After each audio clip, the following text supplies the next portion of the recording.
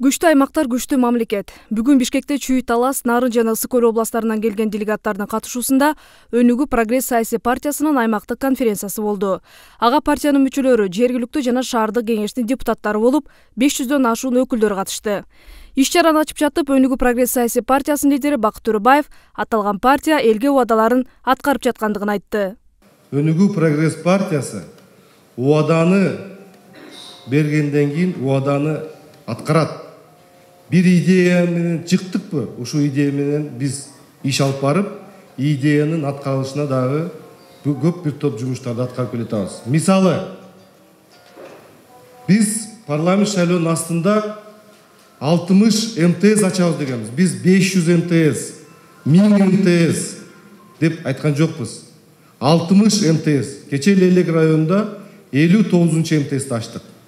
Эртең Жетегүз районунда 60 МТС açılып атат. Бул деген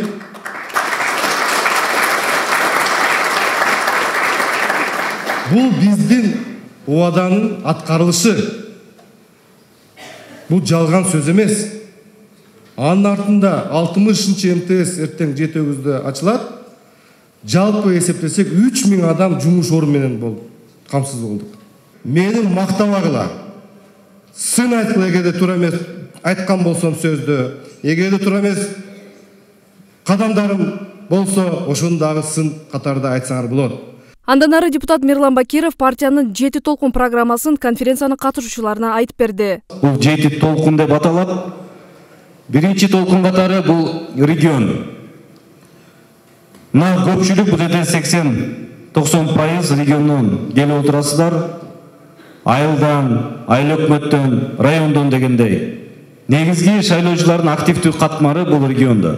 Ошондуктан ар бир региондо биздин активдүү, чын дили менен аракет кылган тарапташтарыбыз, жооптуу адамдарыбыз болгон болсо, ал жеңишке алып келет. Аялдардын бүгүнкү коомдогу ролу туурасында сөз болду. Бүгүнкү күндө айыл жергесинде жашаган аялдардын ден соолугу начарлап бараткандыгы айтылып, аларды медициналык текшерүүдөн өткөрүү колго алынып жаткандыгы маалымдалды. Эң негизги маселелер аялдарда бул ден соолук. Бардыгыбыз билебиз, особенно айыл жергесинде квалифицированный кадрлар жетпейт. Ошондуктан көп оорулар запущенный формага өтүп кетет. Биздин коомдук кыймылыбыз көп направленияда иштей турган болду. Көп борборлору бар. Жанагы айтып кеткендей, здоровье женщин в сельской местности бул ушу айыл аймактагы жашаган аялдардын ден соолугу биринчи очередте. Жана Бактар Кешич айтып кетти, мурунку программада азыр деле болуп жатат, уже 40 000 киши кардиологический пациенттер обследование болуп, диспансеризация болуп, азыркы убакытта наблюдениеде болуп турушат. Кыргызстанда 29 жашка чейинки 1 миллиондон ашуун жаштар бар экен. Өнүгүү Прогресс партиясынын жаштар канаты региондордогу жаштар кыймылы уюмдар менен тыгыз иштеп жаткандыгын жана ар бир аймакта жаштар канатынын өкүлчүлүктөрү ачыла тургандыгы айтылды.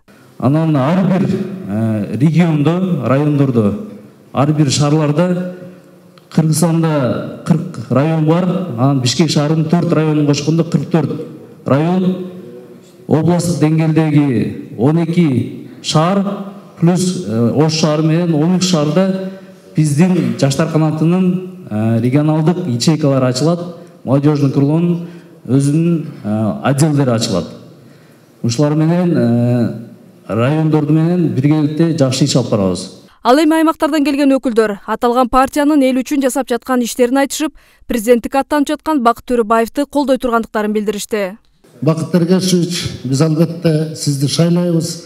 Албетте сиз биздин президентибиз болуп калсаңыз, кыргыз элинин көйгөйүн тутсаңыз, ошолорду аткарууга маани берсеңиз, айталы мынакей миграция маселеси жөнүндө сөз айтылып кетти. Биздин билекте күчү бар, акыл көрөнгөсү тунук жаштарыбыздын бардыгы азыр сыртта жүрөт. Бул жыргаган турмуштан эмес, баягы көр тирликтин айынан болуп атат. Алар башка мамлекеттердин коросун шыпырып атат. Алар башка мамлекеттердин малын багып атат. Кандай гана жумуштар болбосун, жарытымсыз акчага иштеп атышат.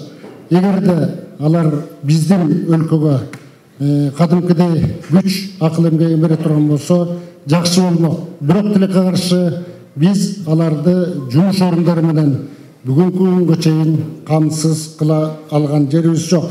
Элди башкаргандардын өздөрүнүн Кыргызстанга болгон үмүтү жок. Себеби дегенде алар өздөрүнүн үмүтү болбогону үчүн башка жерден өзүнүн үй бүлөсү үчүн, ошону куткарып калыш үчүн, өзүнүн бала чакасын, небересин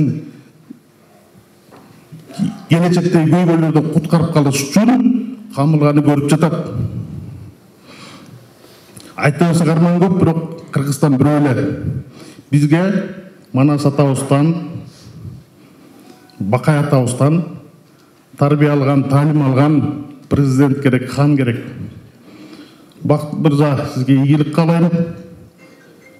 Мен өзүм ишенем, сиз ушул көйгөйлөрдү көрүп туруп, ушул көйгөйлөрдү билип туруп, ушу чоң жолго аттанып жатат деп мен ишенем.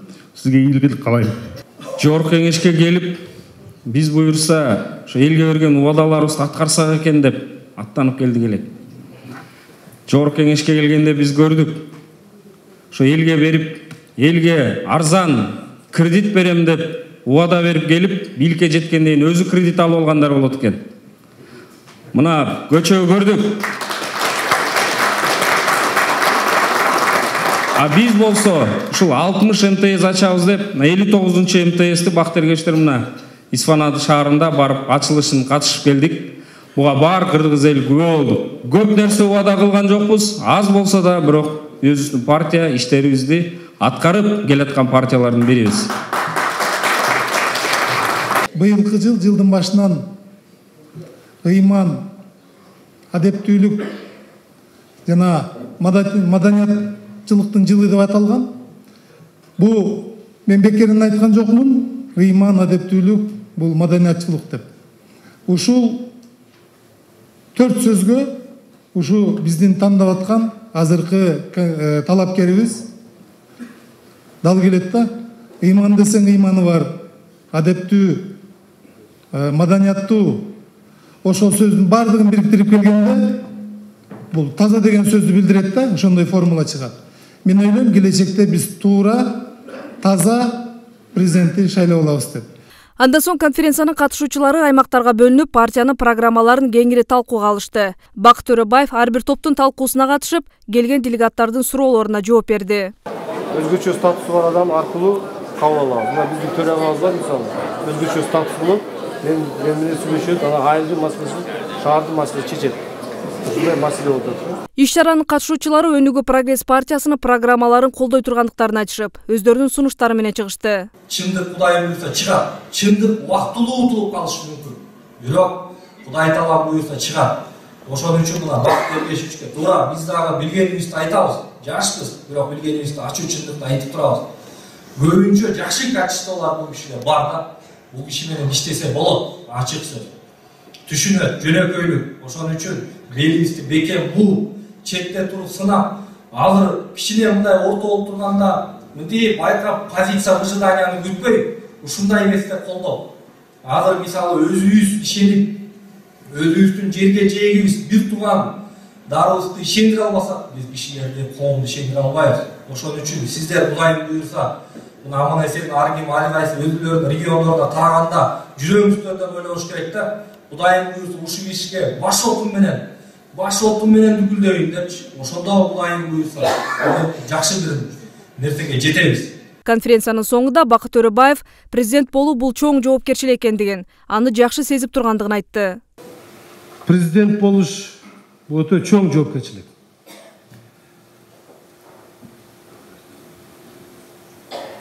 Бул жоопкерчиликти мен сезип атам. Мен чын жүрөгүмөн сезип атам. Сиздер дагы өзүңөрдүн жүрөгүңөр менен да кеңешип, сиздер дагы ишенип, сиздер толугу менен ишенсеңер, анда ушу бүгүнкү бул жерде сөздөрдү сиздер чын жүрөктөн жеткизе аласыңар. Биринчи өзүңөр ишенип, канча деген маалыматтарды болсаңар, угуп алып элдерге жеткизсеңер, биздин карапайым элибиз жакшы. Биздин элибиз сатылбайт. Кайсы бир талапкерлер айтып атат, сатылат. Бир учнанга бир уч этке деп, бир арака деп. Мен андай айтпайм. Анткени ал мезгилде кандай бир шарттар болуп атат. Кандай бир үйдө шекери, эти, унуу жок болуп мезгилинде ошондого муктаж болуп атат. Бирок бул сатылыш эмес. Бул кандай бир өзүнүн материалдык кичине бир муктаж болуп атканына мен күбө болуп атам. Мен ыйлап атам ушуну көрүп. Мен күбө болуп атам. Ошондуктан сиздер биринчи өзүңөр жүрөгү менен ойлонуп, башка элибиздин дагы жүрөгүн ойготуп, аң сезим, акыл эсин ойготуп, ошондо гана биз уталабыз. Мен утулбайм, бирок биздин элибиз утулуп калышы мүмкүн. Биздин мамлекетибиз утулуп калышы мүмкүн. Мен күбөйм, биздин элибиз күйүп кетиши мүмкүн деген ойдомун. Мени бул жерде жаш деп айтып кетишти. Мен 44 жаштамын. Эң чоң уулум 20 жашка чыгып калды. Эртең жакында үйлөнүп алып неберели болом. Мен айыл чарбалатын түшүнүп калдым, билем. Экономиканы билем. Мамлекеттик түзүлүштү билем. Мыйзамдарды билем. Тышкы саясатты билем. Мен бүгүнкү күндө быштым, мен жеттим. Мен конкуренттердин потенциалын билем. Ким кандай ой бар экен, ким кандай кадамдары бар экен. Мен ушунун баардыгын сезип атам. Бир эле өзгөчөлүгүм бар. Менин ниетим, менин өзүмдүн чын жүрөктөн чыккан ойлорум бул кыргыз элиме, Кыргызстанда жашап аткан мына 80 улутубуз бар, ошол элге, мамлекетиме кызмат кылайын деген ойдомун. Урматтуу калай калк, ошол бир түшүнүп койгула.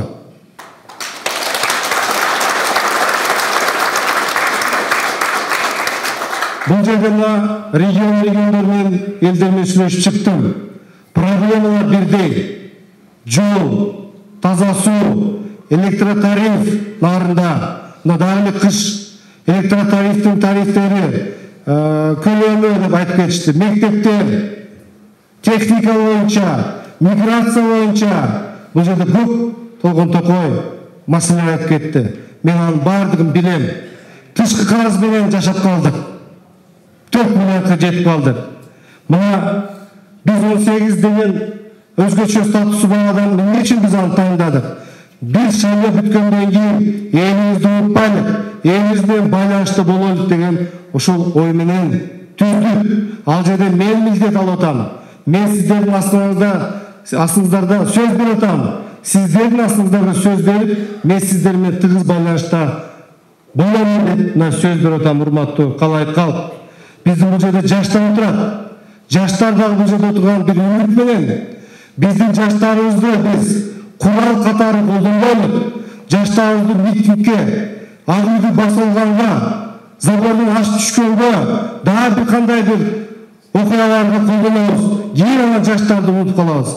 Биз, мисалы мен андайга эч качан алып барбайм. Мен жаштарды кадр катары өстүрөм. Мен жаштар келечекте мамлекетке иштеген инсан катары болсун деп. Мына жерде алтын жумусу сүйлөп кетти. Мына Жакшынакай биздин жогорку кеңештин депутаты. Бул биздин Жакшынакай өсүп келаткан кадр. Мына Мустафа Бешебаев сүйлөп кетти. Мына Жакшынакай кадр өсүп келатат. Ушундай Жакшынакай таза адамдар бизде Кыргызстанда көп. Ошол балдарды туура жолго барсак, биздин Кыргызстаныбыздагы туура жерге барат деп. Мына бул жерде кредиттер боюнча сөз айтылып калды.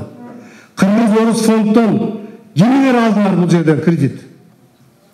Бирлер манас алса керек бул жерде. Калган эч ким алган жок. Анткени шарттар оор. Ошон үчүн бул кредиттер бир бай адамдарга эмес, колунда бар адамдарга эмес.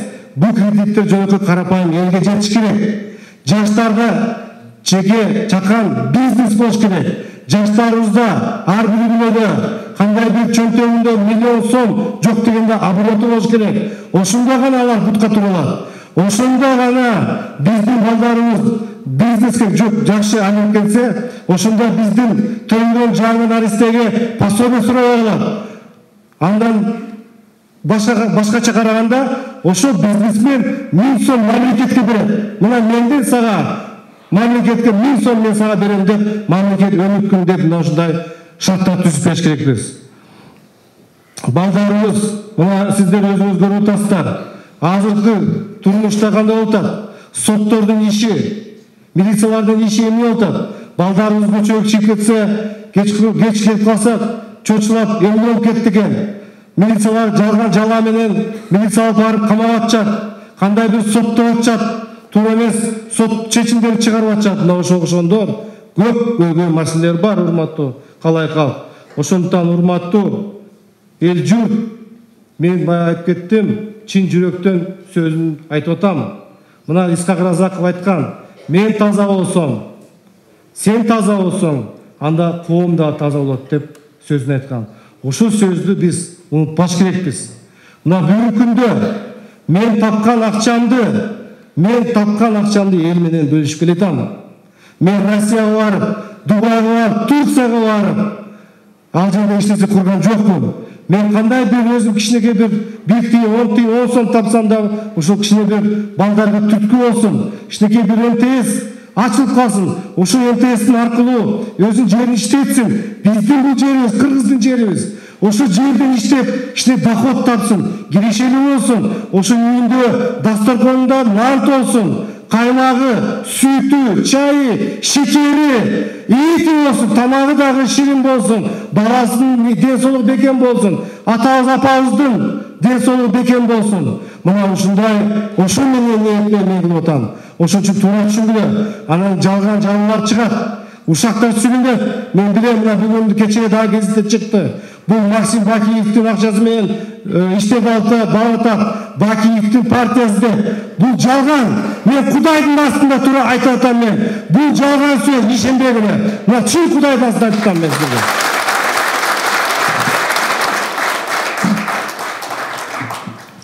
Менин тилегим, менин иш аракеттерим биринчи бул региондорду көтөрөбүз.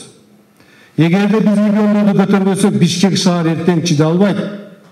Жаңы курулуштар көбөйүп кетип, мына Бишкек шаарыбыз дагы айылга да окшоп кетип атат. Туура, мына Бишкектер бул жерде отурат. Ошон үчүн биринчи региондорду көтөрүшекпиз. Мен бир нерсеге мен коркунучум бар. 110 балл деген ОРТ программа бар. Билесиңер, 110 балл өтө, жогорку жайга өтөт. Айылдыктарда окуп аткан балдар кыздарыбыздын орточо баллы 95 балл болот. Мына 110 баллга жетпей, алар жогорку жайга барбай жатат. Миграция келип атат. Мына Нарын Сүкөлдөн, Таластан мен кануннан кийинип калдым. Мына алар дагы миграция кетип баштады Россия Казакстанга. Кийинде эмне болот? Эгерде биздин айылыбыздан биздин кыз жигиттерибиз миграция кетсе, айылыбыз эмне болот? Айылыбызда балдарыбыз окуй калса, ошо биздин кеткен балдарыбыздын, кыз жигиттерибиздин балдары кетсе, мектепте ким окуйт? Эгерде ошо мектеп жабылса, анда айыл жок болот.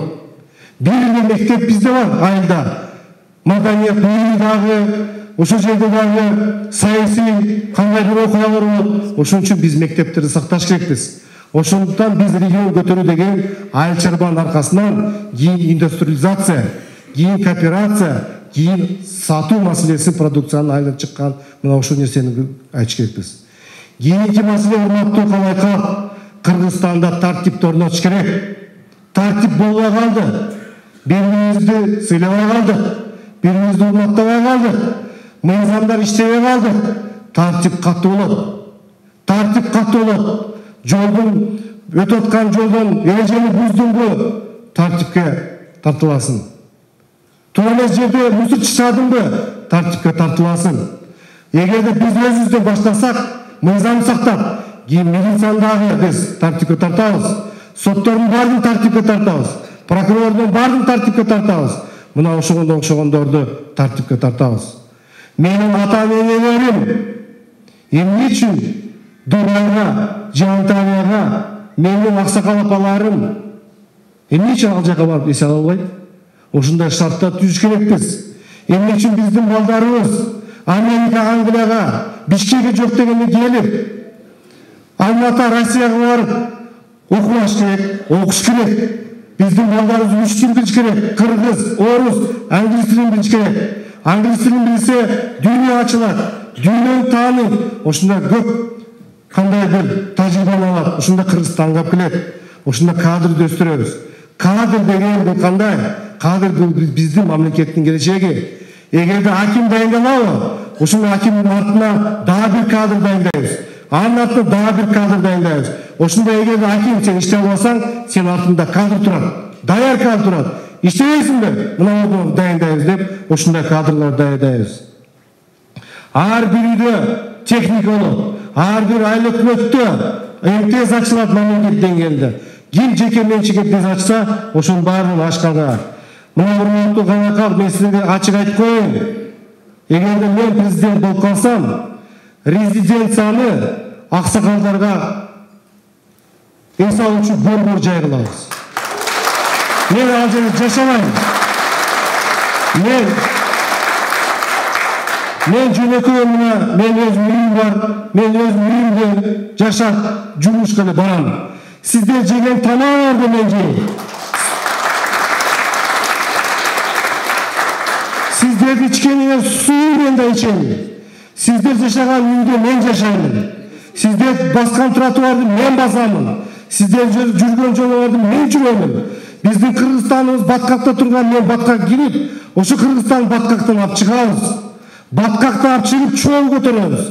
Буга сиздер ишенгиле, мен сиздерге ишенем. Өнүгүү прогресс партиясынын аймактык конференциясына келген катышуучулардын бардыгы бир добуштан алдыдагы президенттик шайлоодо Бакыт Төрөбаевди колдой тургандыктарын айтышты.